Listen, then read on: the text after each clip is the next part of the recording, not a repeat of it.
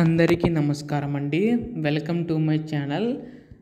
దేశవ్యాప్తంగా ఉన్న రైతన్నలందరికీ కూడా మనకి కేంద్ర ప్రభుత్వం గొప్ప శుభవార్త అయితే చెప్పిందండి.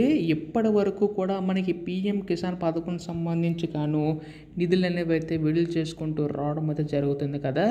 ఇప్పుడు మనకి 19వ విడత కింద మనకి త్వరలో నిధులు అనేవి అయితే విడుదల చేయబోతుందండి కేంద్ర ప్రభుత్వం అయితే. ఈ యొక్క నిధులు ఎప్పుడు విడుదల చేస్తుంది, సో దీనికి సంబంధించిన షరతులు ఏంటి, ప్రతిదీ కూడా ఈ వీడియోలో పూర్తిగా తెలుసుకుందాం. సో రైతన్నలందరూ కూడా వీడియోని అయితే పూర్తిగా చివరి వరకు అయితే చూడండి.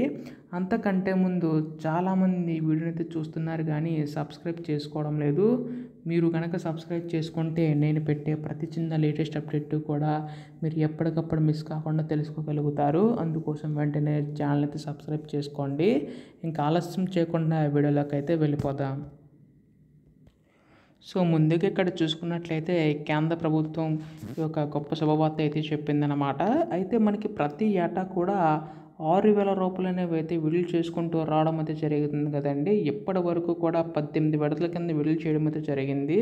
19వ విడత కింద ఎప్పుడు విడుదల చేస్తుంది కేంద్ర ప్రభుత్వం అని చెప్పి చాలామంది రైతన్నలు ఎదురు చూస్తున్నారు. దాదాపుగా 9.5 కోట్ల మంది రైతన్నలకు ఈ యొక్క పథకం ద్వారా మేలు చేకూరుతుందన్నమాట.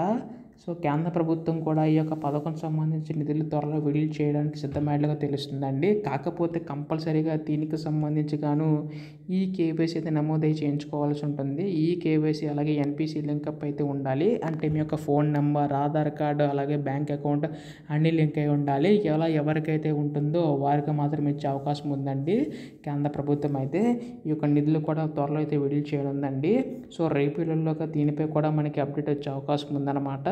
ఇటువంటి లేటెస్ట్ అప్డేట్స్ అన్నీ కూడా మీరు మిస్ కాకుండా వెంటనే తెలుసుకోవాలనుకుంటే మాత్రం ఛానల్ని సబ్స్క్రైబ్ చేసుకోండి. ధన్యవాదములు. జై హింద్.